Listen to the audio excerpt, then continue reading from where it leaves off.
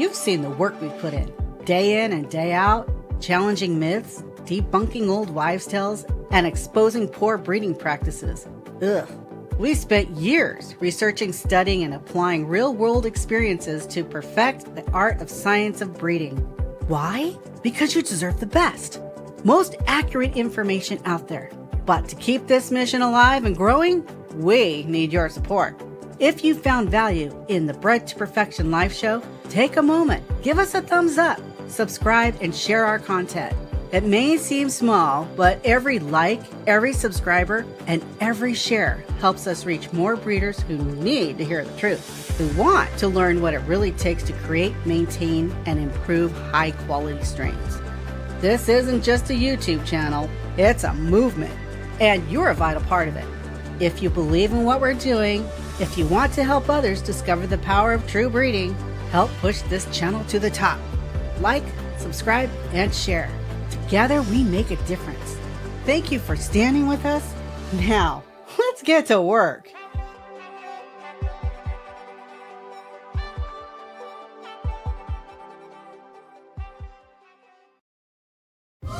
Entertaining, informative, and educational. Inspiring content that makes a difference. This is the Maximus Troy Publications Broadcasting Network. Join the Academy.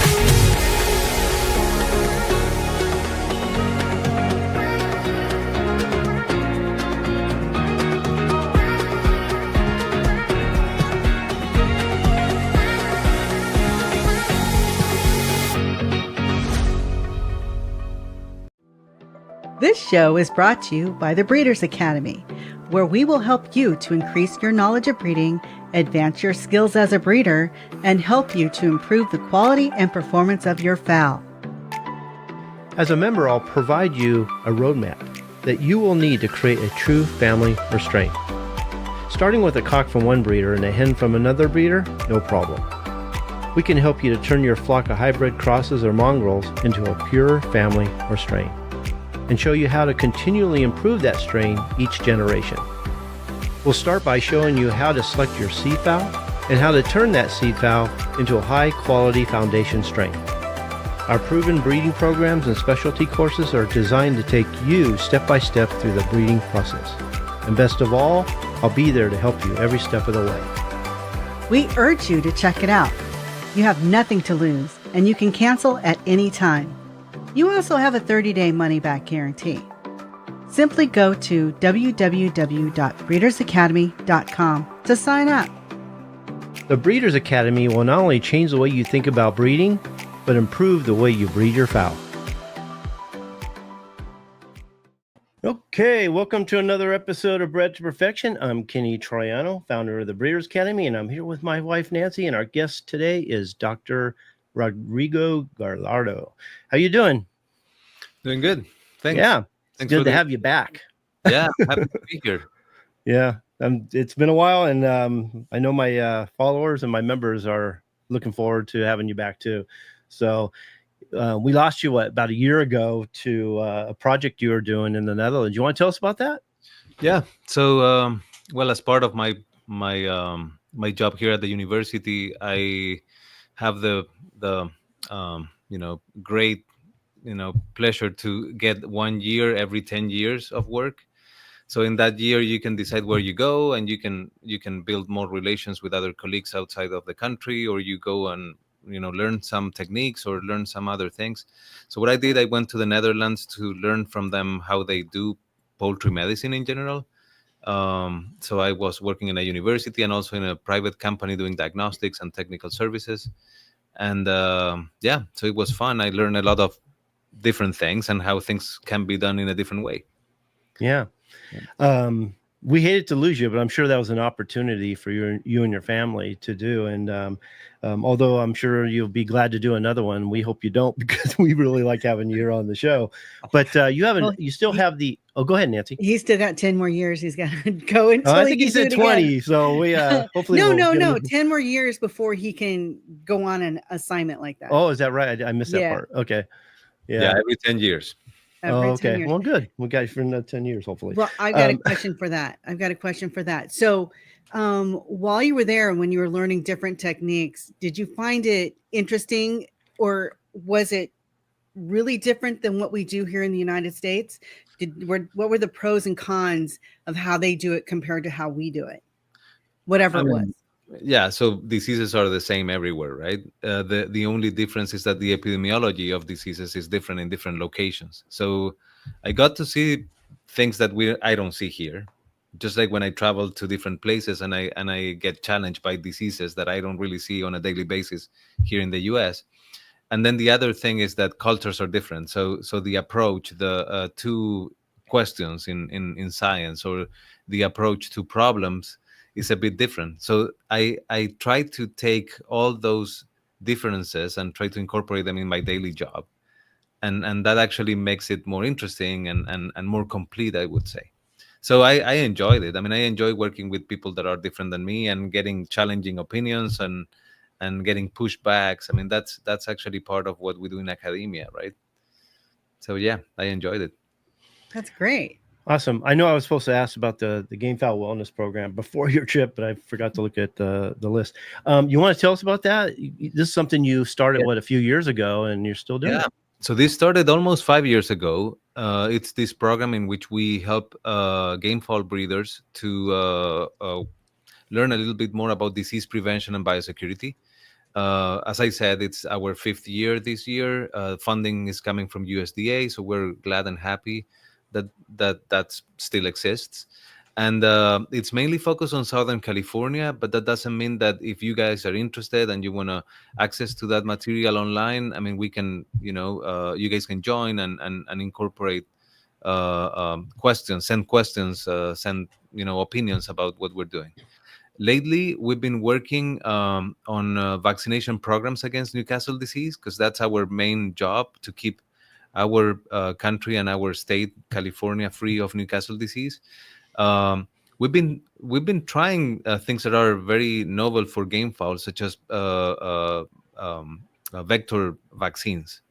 And actually, to my surprise, these vaccines are the ones that are based on a big virus, which is the herpes virus of turkeys, which is actually serotype 3 of Marek's disease virus.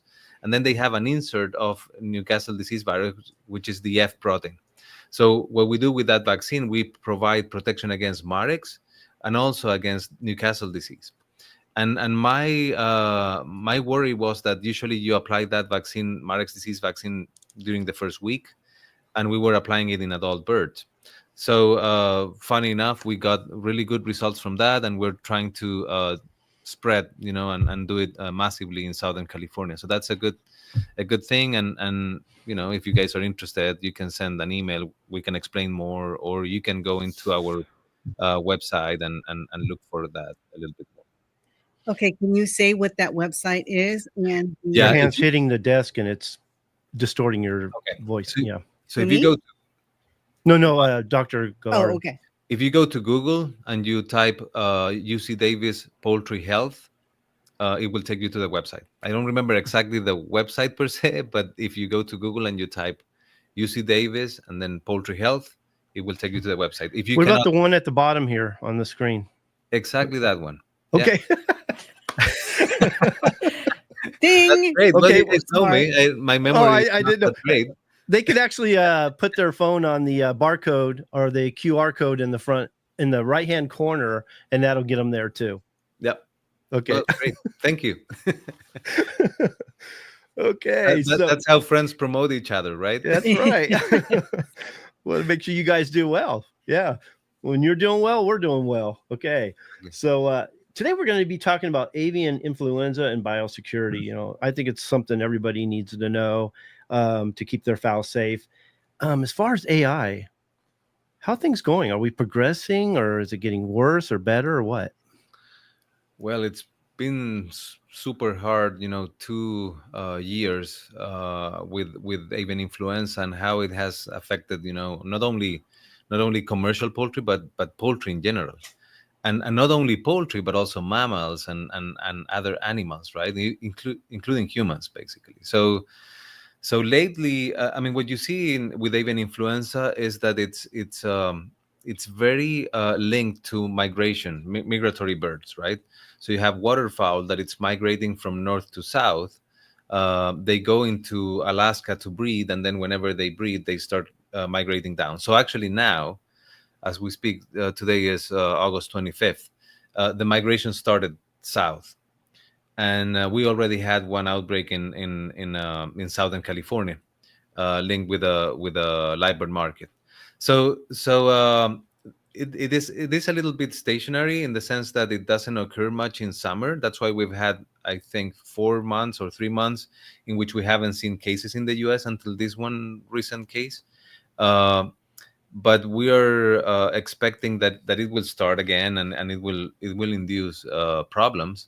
So that's one of the reasons why we decided to do this episode, to talk about how we can protect, like small flocks or Gamefowl breeders can protect against AI. You want to tell them what? There's a lot of people who don't know what AI is, avian influenza. Do you want to tell them exactly what it is? Yes.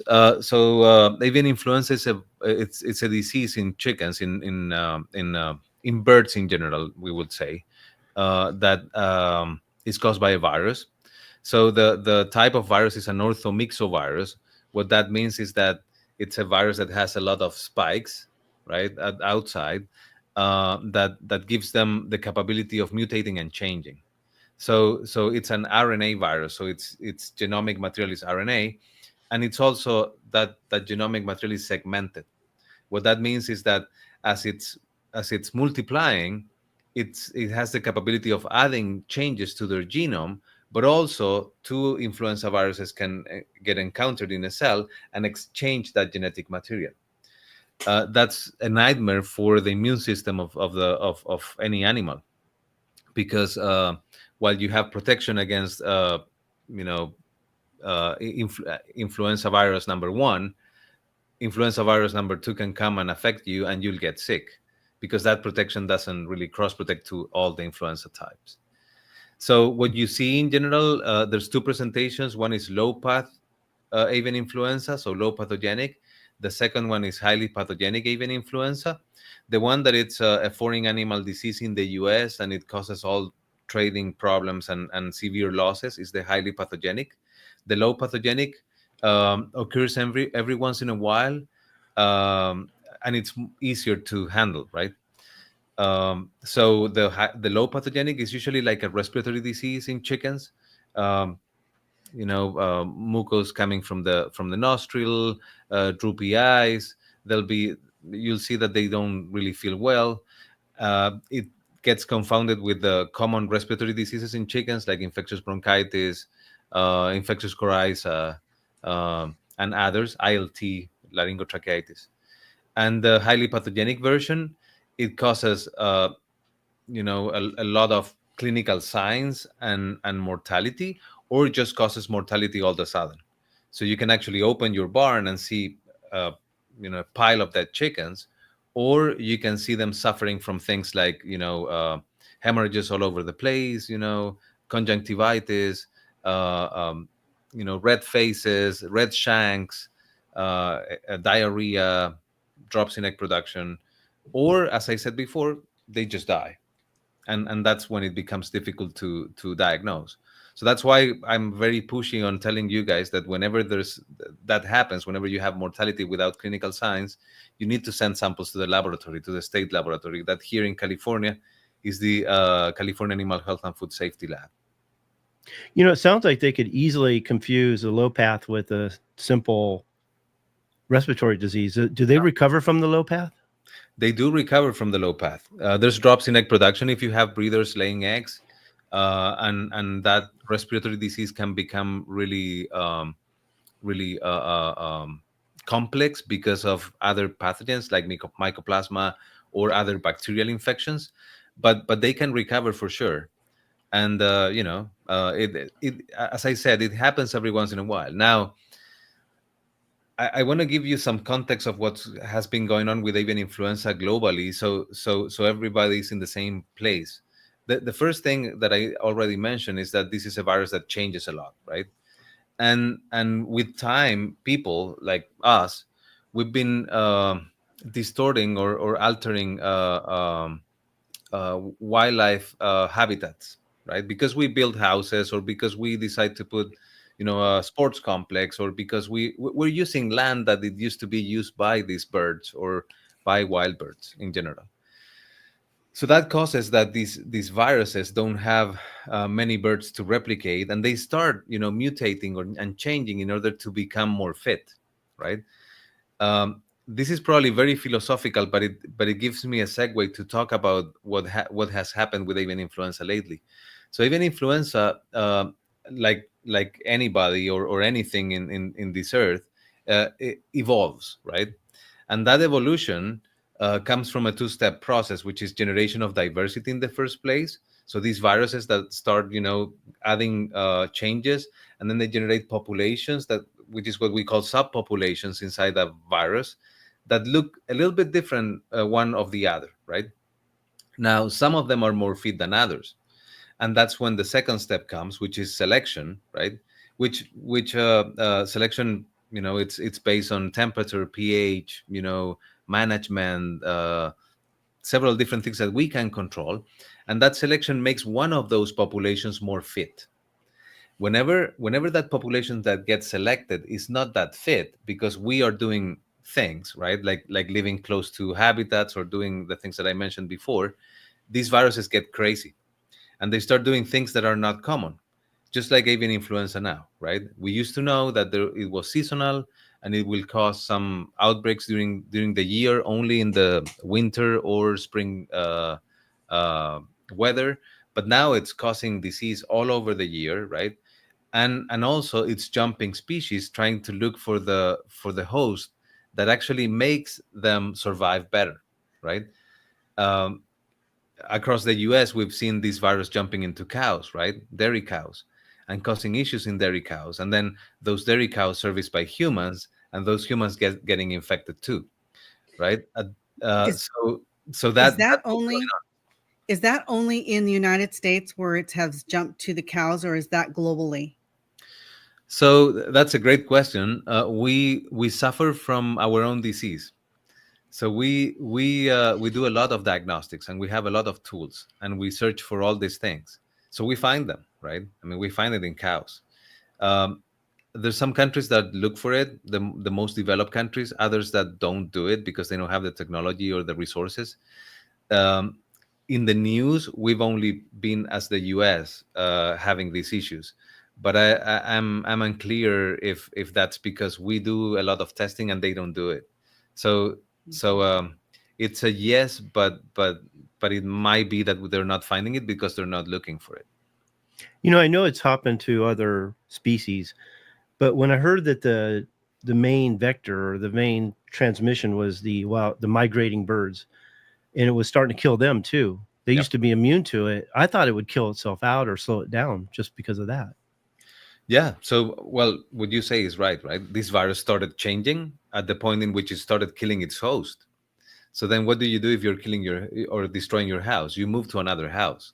Oh, That yeah. that's Okay. what they're doing, right? In the past, it used to be that waterfowl were migrating with low path AI, and then they shed through their feces low path AI that goes into chickens, and then in chickens it multiplies, and then it changes up to the point in which it changes from low path to high path, and then it causes severe disease.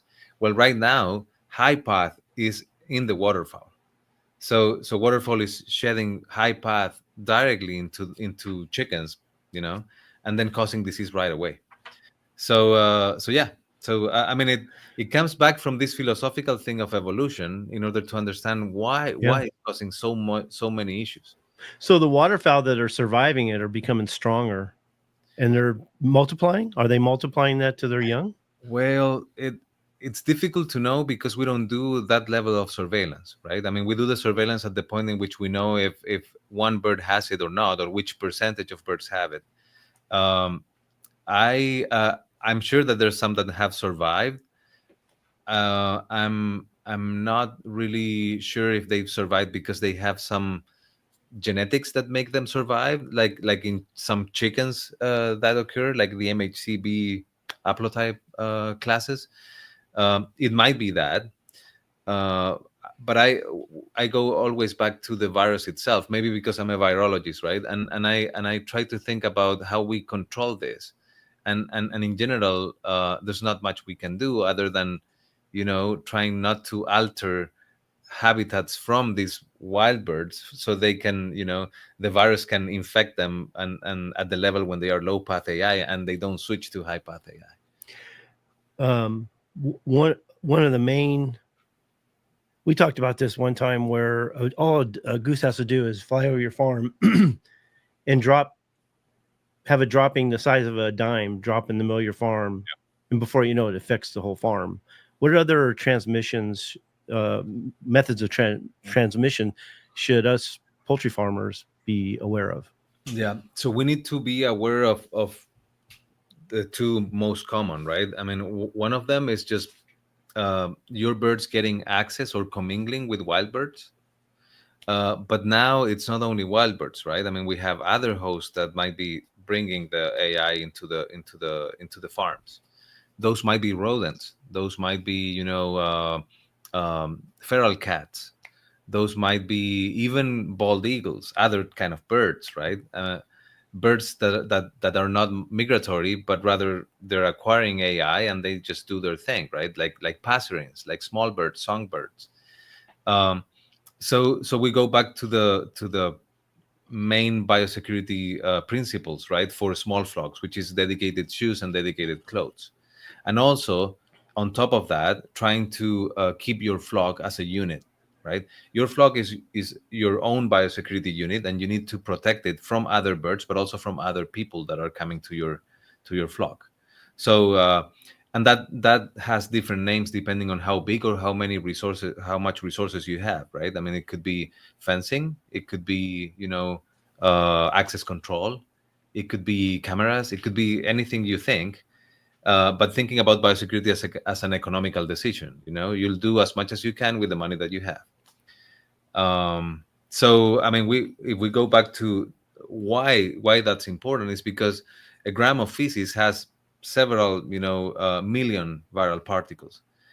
Some of the respiratory secretion has also several million viral particles, and then the infectious dose for birds is pretty low, and then this virus disseminates really fast. So you need to protect from the introduction, right, which is the environment with its, characters, and also the dissemination horizontal, your neighbors, other chickens, feed stores, things that you bring to your farm, and things that you send away from your farm. Kenny, I've got a question on that. Would you say, Dr. Gallardo, that you should keep your chickens separated from your waterfowl that you also have on your Well, yard? I Or mean, does it matter? those are decisions that you take, right? I mean, for me, a flock that if I want to raise chickens, gamefowl or laying hens, I'll do that. But if I want to have a farm, I will probably bring other birds, right? I mean, I'll have ducks, I'll have geese. Whenever you do that, and I'll have probably goats too, and I'll have cows, right? When you do that, the scenario becomes more complex because you have many more chances of acquiring that virus from the environment. If you have ducks, the infectious dose of ducks is much lower than the infectious dose from chickens. So those little ducks are magnets for avian influenza, and they might get sick, or they might acquire or they might not even get sick, right? But they will acquire the virus from the environment much faster than chickens.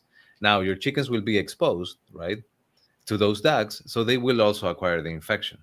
But the first ones that to get infected and maybe sick will be the ducks or the quails or the turkeys, which are more susceptible, and then chickens. The same might happen with cows, right? If you have a dairy cow, and you milk it, right, or you work at the dairy facility as a milker, or doing other services, and then you go to your house and you have chickens, uh, that's a perfect scenario to bring or to infect chickens that way. So again, if you have to go outside and you interact with animals that might have avian influenza, dedicated shoes and clothes, right? Using protective equipment at work. If you have cows in the house, maybe do separations, right? Maybe try to work in the cows in the afternoon and the chickens in the morning. Maybe try not them to commingle as much as you can if you have a big land. Same with ducks. So it goes back to what you want to do, right? But you need to take informed decisions of which species you'll have in your farm, because these diseases are becoming more and more common. Now, you said it spreads pretty fast, but do we know what the actual incubation period is?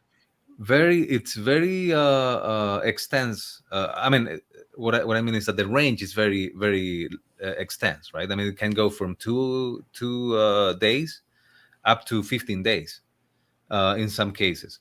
So then when you talk about keeping them separated, species separated, it's a good idea, because it might be that the incubation period is a week, right? And you have some animals sick.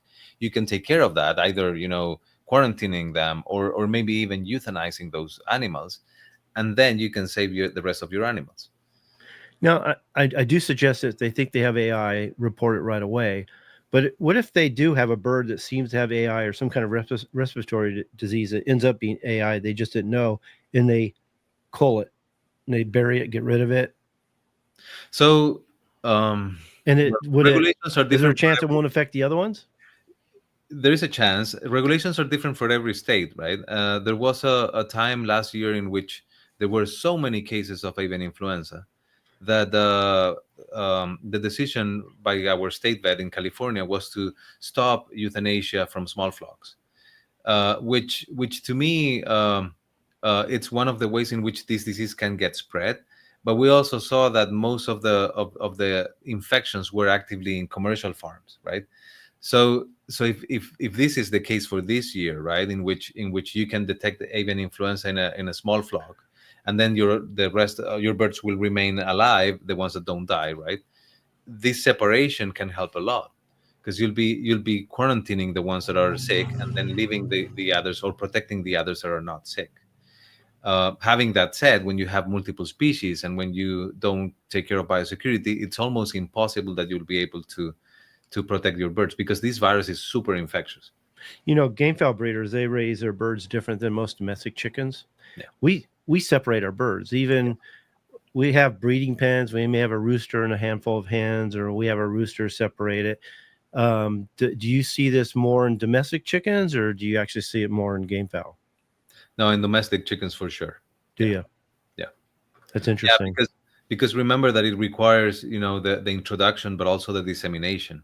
And when you have more birds, right, that's one of the, and you don't have them housed, right, so they can have access to other species of birds or animals. I mean, that's when things become complex. Yeah. So how do you feel about free ranging then?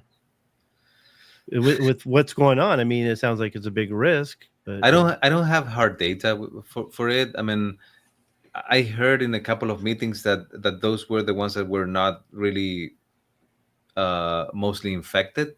But at the same time, when you see numbers, right, a free range facility for eggs will have 5,000 hens or 20,000 hens in one of the biggest that I visited in Iowa, right? One of these big facilities have 4 million, 5 million birds whoa.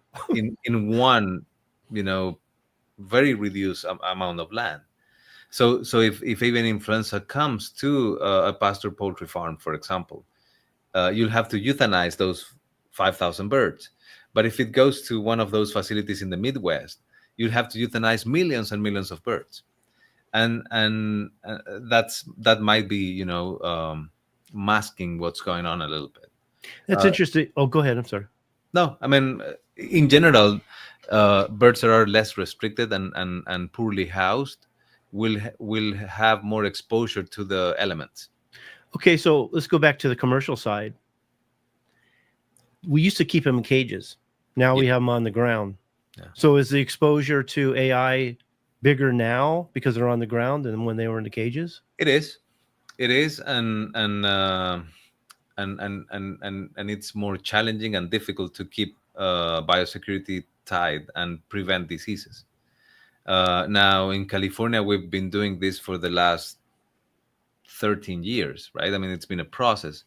So from total chaos, which was in 2012 when all this thing started, releasing birds from the cages to the floor, in which nobody really remembered how to raise chickens, right, in floor, to what we're doing now, which is highly technified with equipment, and we really know how to do it. There's been a long ways. Now, having that said, the birds are more exposed to the environment, and that's one of the reasons. I don't know if you guys probably have bought eggs during this time. Egg prices have skyrocketed, and mostly in California. And the reason is that we've lost, up to a point, we lost like 70% of the laying hens in the state. Wow. And all our laying hens are in the floor, right? And that didn't really happen in other states, even though they had losses too. So I paid personally an 18 carton egg for $17 one time, and I almost died, right? but like it's demand and offer, right? I mean, it's just what happens. Now, this is a horizontal disease. We wouldn't call this a vertical disease, right? No, it's not vertically transmitted, even though, and the reason why that happens is that the virus is very labile. It will die pretty quick. Like if you put UV light, sun, dryness, the virus will die. So whenever you have to hatch a chick from an egg, you subject it to temperature, right? And that kills the virus. So vertical transmission doesn't exist. Even though some part of the virus might go into the egg, but then it gets killed by the time and the temperature, etc. Okay. It's mainly horizontal, and that's why it's so effective, because it's not because it's a resistant virus, but rather because it's a highly infectious virus. It has the capability of infect with low amount of viral particles. Yeah. Except for birds dying suddenly, what's the other signs we should look for that could say that we have either a low path or high path avian influenza? Well, before you answer that, I just want to be clear on that. So the AI is not passed through the egg, and the baby chicks don't get it through the egg. No. Okay. No, it might happen in very low levels, and that virus dies before the chicken hatches. That's why I asked the question I did. Yeah. I just didn't ask it the way Sue did. Yeah. Yeah. But it's super important to clarify that, because I got this year actually a question from a producer, like a commercial producer, and he said like, well, maybe we should investigate if it's vertically transmitted. And I go like, well, there's tons of information on that. We already know that it's not vertically transmitted. It's actually horizontal. You should focus on biosecurity, right? So we as humans trying to blame the guy that sold us the eggs, or the chicks that came from the hatchery. And it's actually, this is one of the diseases that it's mainly horizontal in terms of if you are doing something bad in terms of biosecurity, you'll get it, right? So it can be management. Could be, I mean, for sure. Yeah. Management, just going and buying the feed at the feed store and then not changing shoes whenever you go and feed your chickens. As simple as that. Yeah. So you're saying horizontal, that means, bird to bird. So what, through sneezing, through drinking out of the same water? Droppings. Yeah, so sharing water, sharing feed, droppings, right? It aerosolizes too. So they can inhale it. Yeah, all those things. Even horizontal by fomites. I don't know if you guys are familiar with the term. Like everything that it's non-animated, non-live, a shovel that you lend to to your neighbor, equipment that you borrow from someone. Oh, I have a bacterial disease. Can I borrow some antibiotics from you? Yeah, you can have the can, and then that can has AI. All those things, right? Even mechanically transmitted by some animals that don't get infected. That happens too. And most importantly, us, right? So we are the two-legged fomites that go from one place to the other, distributing disease, right?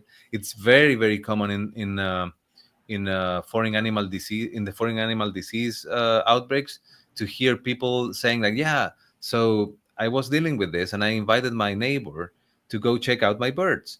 And then all of a sudden, a couple of days later, right, my neighbor got infected.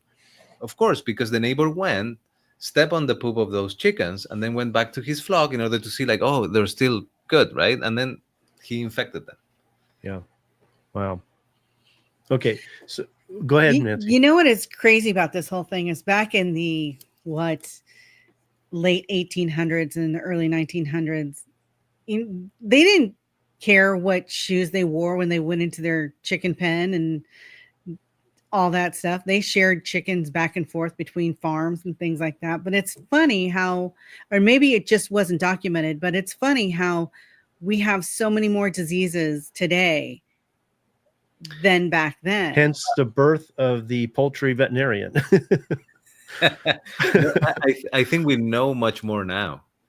So in the past, and it's documented, right? I mean, there's pandemics of influenzas in the 20s, and there's people that have gone to the permafrost in order to grab samples, and then they thaw them, and then they got avian influenza viruses from those samples, right? So this thing is real.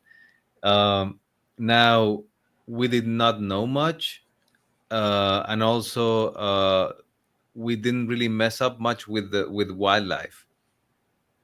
We were really separated from animals in general, because the Amazonas, well, that's where wildlife lives, right?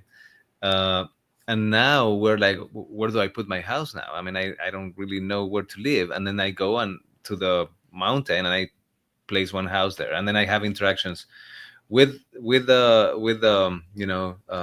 bears, with mountain lions, with other cats, right? With birds that usually I don't get interaction with.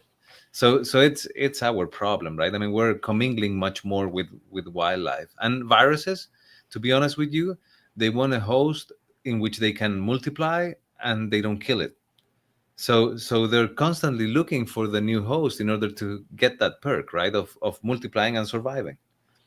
Yeah. Okay. So back to what the symptoms are, except for them being found dead, what are the other symptoms we should be looking for? Yeah. So as I said before, for low path AI, it's a respiratory disease, just like infectious bronchitis, coryza, ORT, like the general respiratory disease in which they will be sneezing, coughing, that you'll see them and they will be depressed. You see ruffled feathers, and if you are able to look at them from inside, you can see some mucus exudate in the upper respiratory tract. So mainly focused to the respiratory tract and upper. Some of those might get pneumonia and they might die, right? Especially if there's some bacterial infection commingling there. In the case of highly pathogenic avian influenza, the cases that I've seen are mostly death without signs, and even you open them and you don't see anything, right? There's a problem with the interaction of the immune system and this virus. This virus creates, what people call cytokine storm, which is like an overreaction of the immune system, and that's actually what kills the bird. In some cases, you see less pathogenic versions of the disease, and that's when you start seeing congestion. And when I refer by congestion, you see red stuff. You can see very very red combs with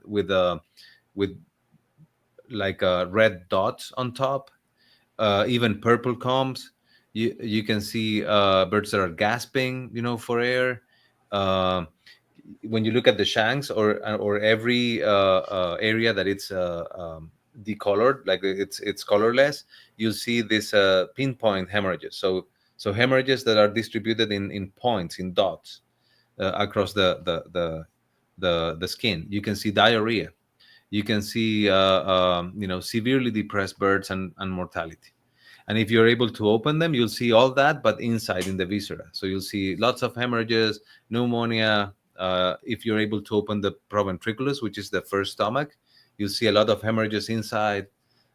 So very severe, mostly systemic, compared with low path, which is upper respiratory. The high path is all over the body. Now, I'm hearing a lot about vaccinations. Are they leaning that way or what? I'm kind of hoping not, because once we start vaccinating, it looks like we're going to always have to vaccinate. Yeah. So how can I answer that? Because it's a political answer. Oh. Not my answer. Just what is happening now is political. Broiler chickens are produced in this country, not only for the U.S., almost 40% of what we produce gets exported to other countries. And the way in which regulation works says that if your country is positive to avian influenza, or your birds are positive to avian influenza, you cannot export your products, right? So that would be catastrophic for that industry, right? I mean, if they're not able to export their products, we'll have to make sure that we know what to do with 40% of the production here internally. And that's a lot of money that will get lost by the owners of these companies, but also a lot of people that will have to abandon their jobs because, we'll have to reduce production. So they are against vaccination because whenever you start vaccinating, there's two things that happen. One of them is that your chickens become seropositive. They will have antibodies against this disease.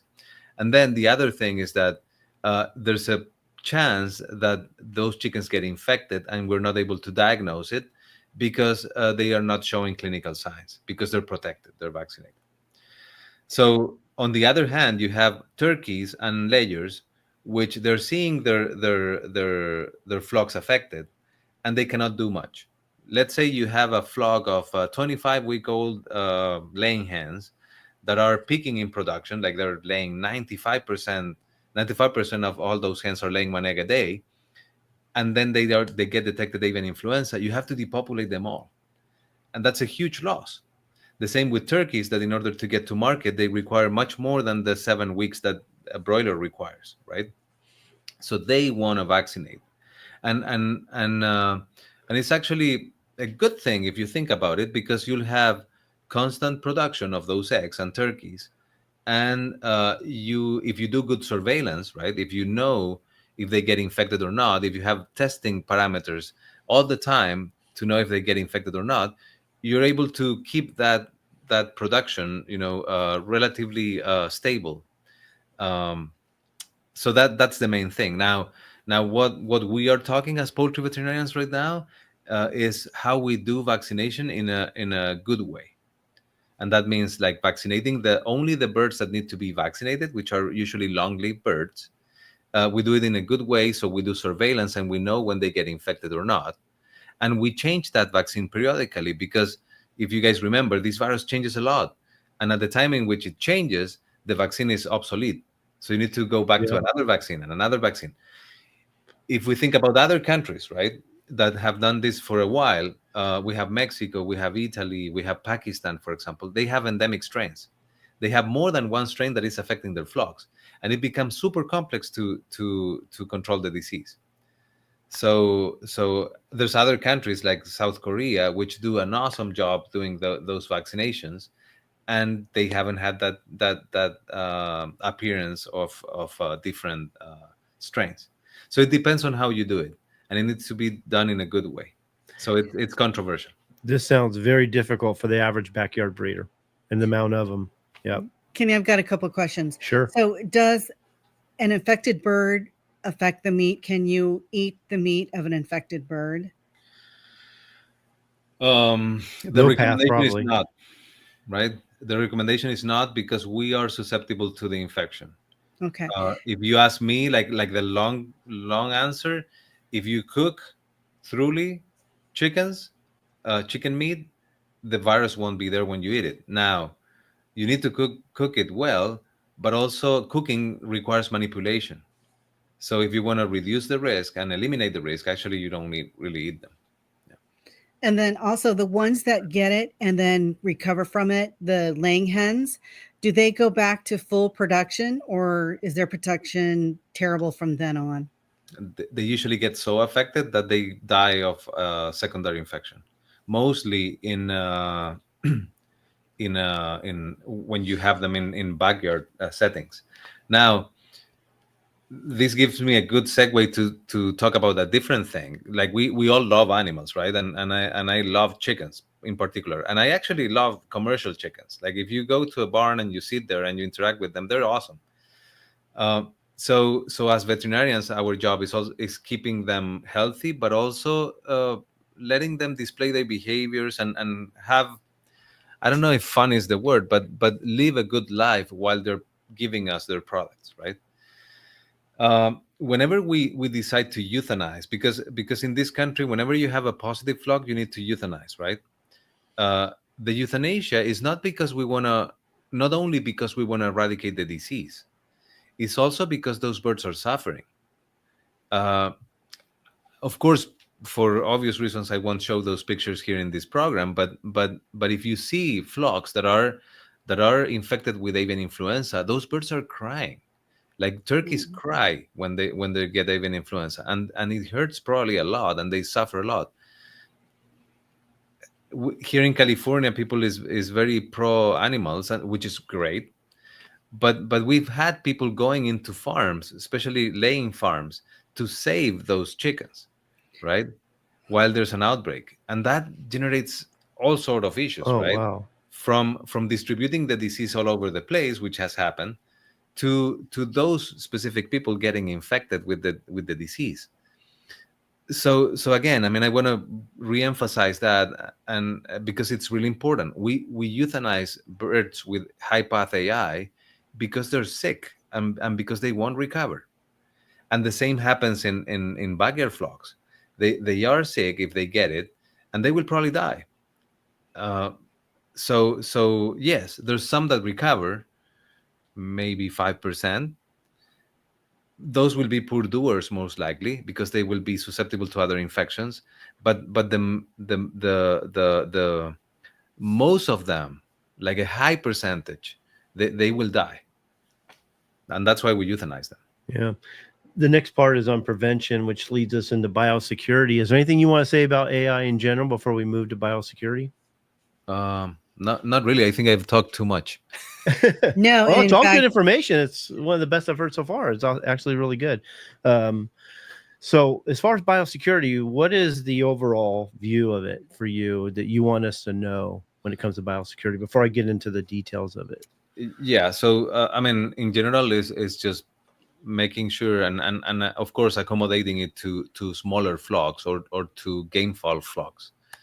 Make sure that your flock is a biosecurity unit, so you don't share stuff with anybody else, which is very common in Gamefowl world, right? I mean, I need this, I need that, or having these flocks that are huge with different owners, right? Even though there's different owners, that's one biosecurity unit. So all owners should take care of that specific flock, right? And that means equivalent vaccination programs, equivalent treatments, equivalent management, right? It's very common to go and see in Southern California these flocks that are huge, like thousands of birds, in which one owner takes care of them in the best way he can, like pristine, always clean water, always taking care of any these ill bird, doing quarantines and stuff like that. And then the neighbor does a crappy job on taking care of the birds. Well, that's one biosecurity unit, and that specific flock as a whole has more chances of getting infected of anything, including avian influenza. So think about that. The other thing is keeping those birds without contact to the outside, right? Outside birds, wild birds, even mammals at this point. And then dedicated shoes and clothes, right? If you go there, you need to use the shoes in order to work with the birds, and the clothes in order to work with the birds. And then whenever you leave those clothes and shoes there, and then you go home. But that's for everybody, not only for the people that actually is owner of half of the flock, for both, right? For everybody that interacts with the birds. So I always go back to this. Like, if you don't have money in order to do biosecurity, and you don't want to do biosecurity per se, just focus on three things: dedicated shoes, dedicated clothes, and your flock as much separated from the environment as you can. Isolation. Yeah. Isolation. And that isolation sometimes, for some owners means caging the birds, not letting them roaming around. So you're killing us when it comes to the free ranging thing, Well, I've got a question on that. I just wrote that down. So if a wild bird dropping can infect your whole flock, what type of pen should we be housing our flock in?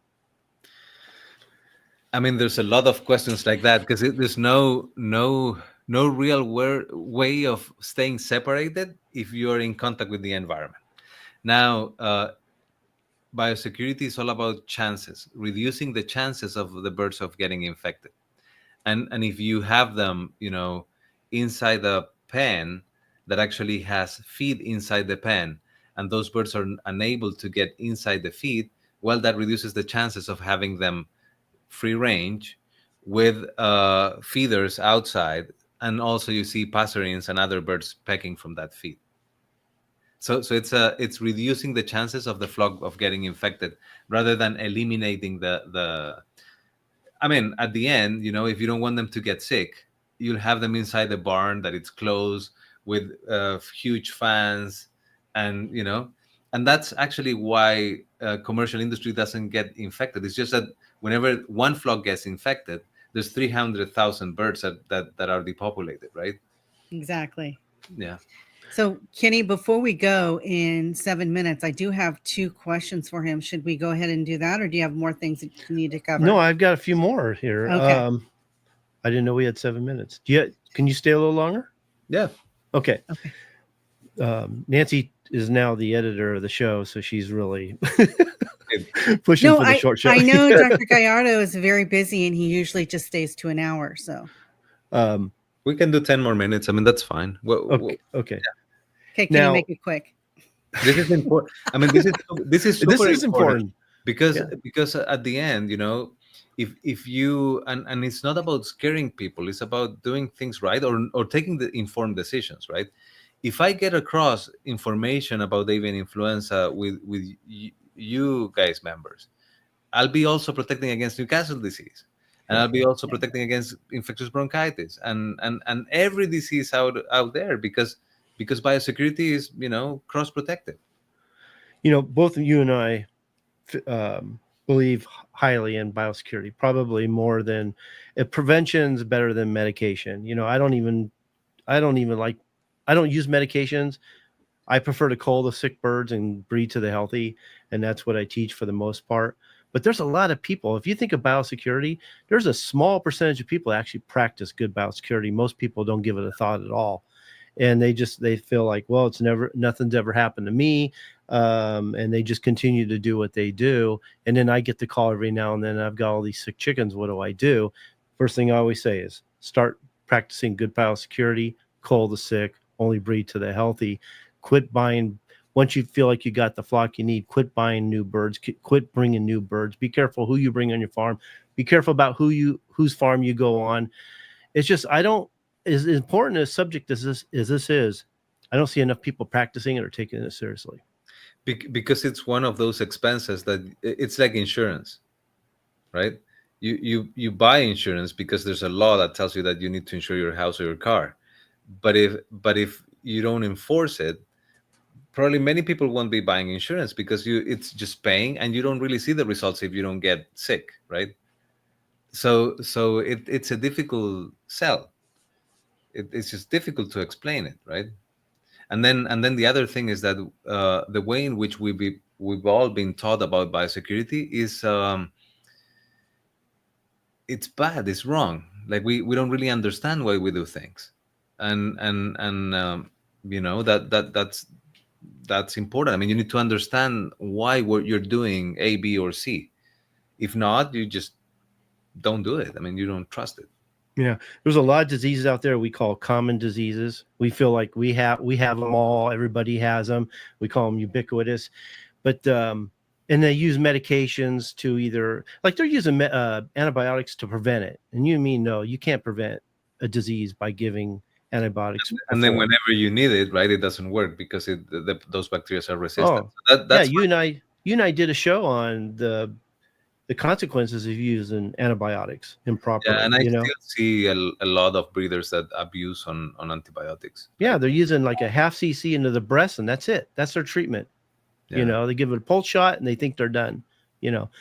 And so, but there's a lot of what we call common diseases that they're always fighting. They're using a lot of medications. A handful of people may be vaccinating a little bit, so they think they have it handled. But biosecurity not only takes care of those most of the time, but I made a list of the things that it takes care of that could destroy your strain, like avian influenza, Newcastle's disease, infectious bronchitis, which I call breeder disease, infectious bursal disease, mycoplasma, salmonella, and infectious leukosis. Those are all.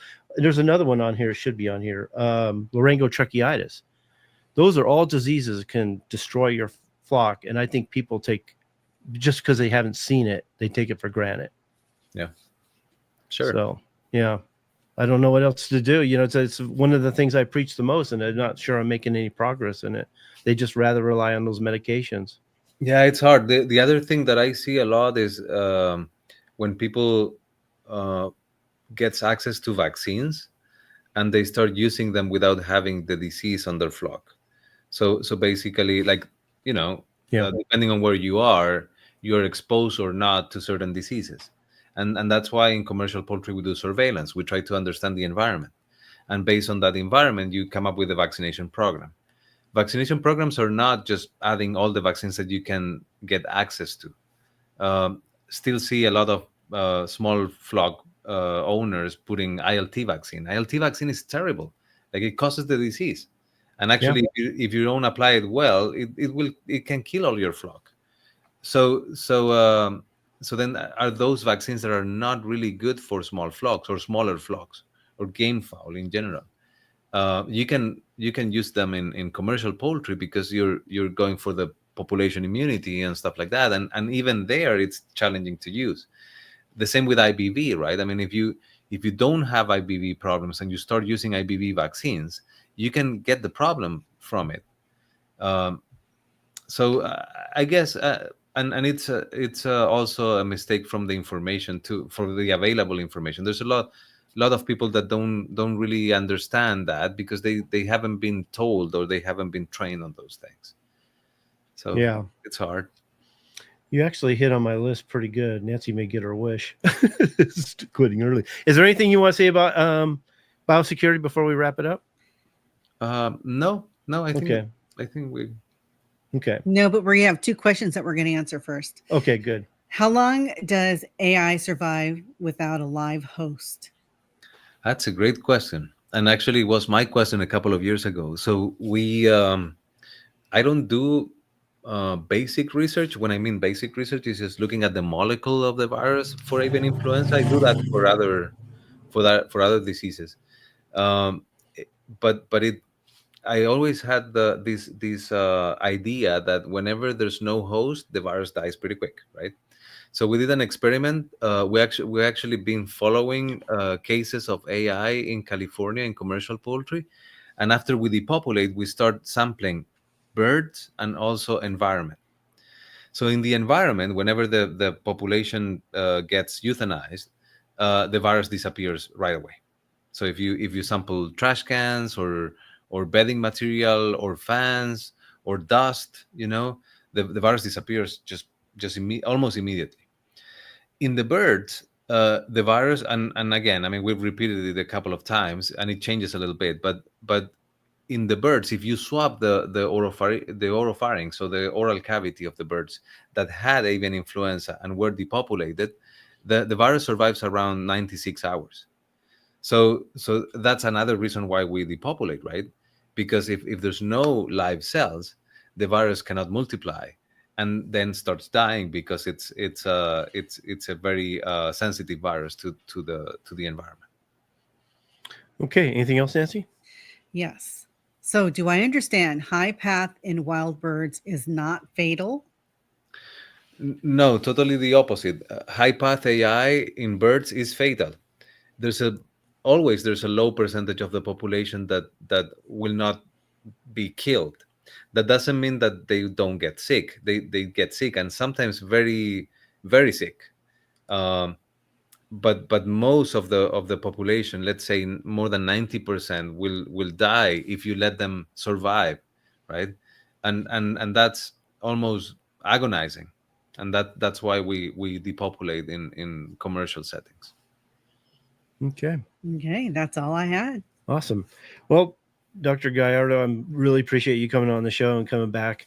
I can't wait to do some more. Just let me know when you're ready, and we'll tackle the next subject. We have kind of an idea of a topic that we're going to cover next time. I just got to get the outline going. But yeah, I really appreciate you coming back, and I'm sure my members and my followers are excited too. That's great. Happy to be here again, and we'll continue working together on this. Awesome. Anything you want to say, Nancy, before we wrap it up? Well, we just really appreciate you coming on and taking your time to be with us, and we will get this information out. Yep. Thank you, Nancy. Yeah. Awesome. Thanks a lot. Bye. See you guys Bye. later. Okay.